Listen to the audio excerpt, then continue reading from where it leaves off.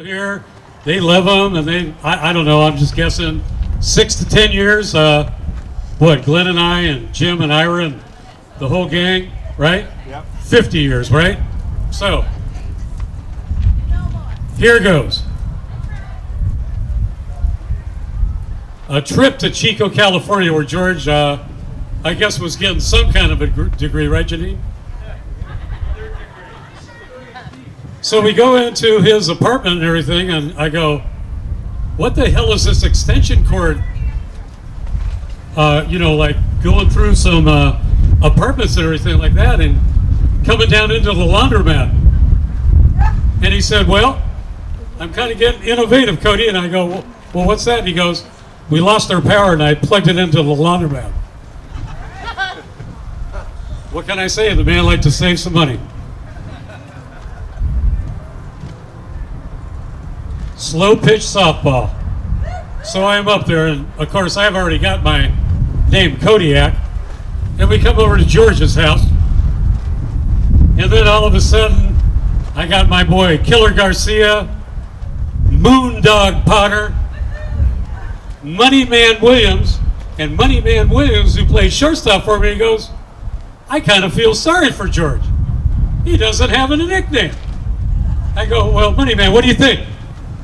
And he goes, Kodiak, the Italian Stallion. Let's go with the Italian Stallion. I says, okay. He had many part-time jobs. The two that I remember most was, I think, pizza delivery man, and I think it was Silverado Pizza before it was Fazzarati's. Anybody help me with that? But whatever. But the other one that he told me that he had at Sonoma State, he went into other people's houses and killed cockroaches. And he said, Kodiak, maybe I'm not, broadcasting this, but the pay was good. That's all I'm saying.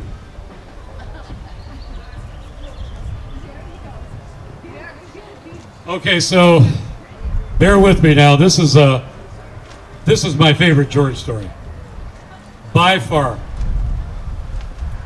Everybody knows where Ridgeview is. I mean, back in the day.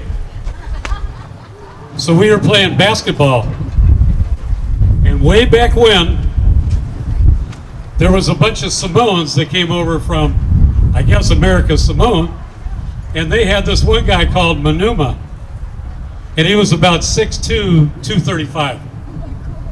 He was the baby, and he was the baby. So anyhow, we're playing basketball there, and I'm in the game, and George is sitting on the bleachers. He's just watching. And Manua gave me a dirty shot, and he gave about everybody a dirty shot. And Bob Steen, who was the athletic coordinator at the time, he had some of his people there and everything. And Manuma gave another dirty shot to a player. George is sitting on the bleachers.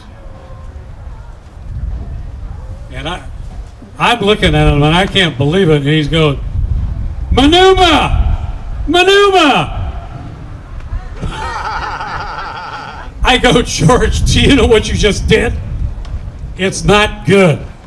And all of a sudden, Manuma is rushing at us full force, and I'm going, I'm guilty because I'm with him sitting on the bleachers. And this is when he had, and I don't even know what it is, maybe Ann could tell you, the Gray Ghost. It was some, I don't know, like 1950 something. And I go, we got to run as fast as we can and get in that car and get away from this guy. So luckily we ran, and luckily this guy that was on the track team, Steve Zanatel, tackled Manuma at half court. God bless you, Steve Zanatel, to this day.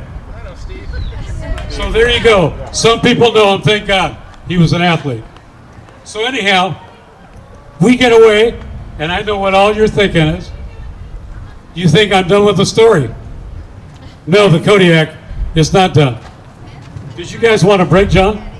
Because you got it. Anyhow, my friend Ira lives at the Quonset huts. Like after Napa High, does everybody remember where the Quonset huts were? So my buddy Ira lives there. $90 a semester. Freaking $90 a semester. So we find out later on that all the Samoans live there. And we're all playing pinochle, and George is part of the game. Thank God there was like 3 guys that were like 250 or over and pretty intimidating, because all of a sudden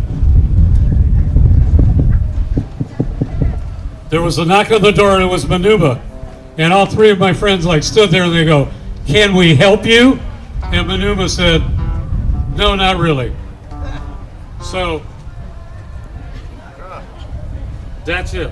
George had protectors.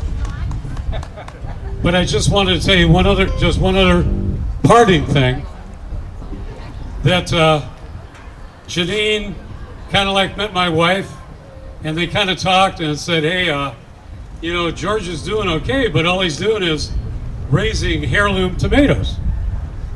So I said, "I guess Kodiak's got to come in as a life coach or something." So anyhow, my buddy Glenn up there, everybody look at him. He's got the tie-dye on. Over at Silos, they had this thing called the sing-along. It wasn't karaoke or open mic. And I got up there and sang. At least I tried to. Glenn brings George over, and I hadn't seen him probably in 10 years, and he goes, "Who's that?" And Glenn says, "That's the Kodiak." Because the bottom line is, I can't sing, but I can try, and I did my thing, and that's what George said to himself, "Hell, if he's up there, I can do that." And I brought him out of his shell. He didn't really want to go publicly and tell everybody that, but it was me. And Kodiak, God bless you, George. And I have a question.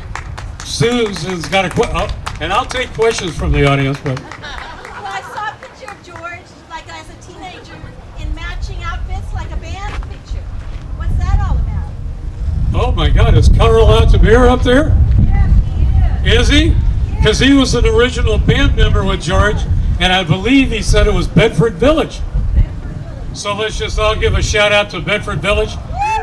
And as a matter of fact, I do remember just one story. Bedford Village, I believe, was playing at the junior college, and George goes, "Well, and it was homecoming." He goes, "Well, we just got a score from the College of the Siskiyous. College of the Siskiyous 77, Napa Valley College 2. And then they went on and played. What a pity party that was. Anyhow, God bless you, George. Was that basketball? Hey, Kodiak, I got a question for It you. was football, Susan. Oh, okay. Whatever. Kodiak, I got a question for you, man. Yeah. Who has got the lowest score ever at Kennedy Park over there? The golf course at Kennedy Park. That would be George. Midnight George. I was going to guess Johnny Miller, but... No, George beat him. Oh, here's my buddy Glenn, huh? I'll be short about this because I am. I piggyback you, man. I got to say that, I have to blame George because he introduced me to my first wife. Damn right. And he knew that I painted houses. George liked to get high, but he didn't like to climb ladders, so there's where that went. So anyway, he's George, I'd say, one of my few good friends. Always has been since junior college, so over 50 years. Good family. I've lived with George's brother for a while. I know what the family's kind of like. And anyway, George is just a wonderful guy. He always came over once, especially when fruit season was around, come over, pick peaches, bring his guitar over. The two of us would go jam for a little bit in my garage, and we just had a wonderful time and good memories. And that's all I gotta say. Thank you. All right, let's play some music. Yeah, kick it in.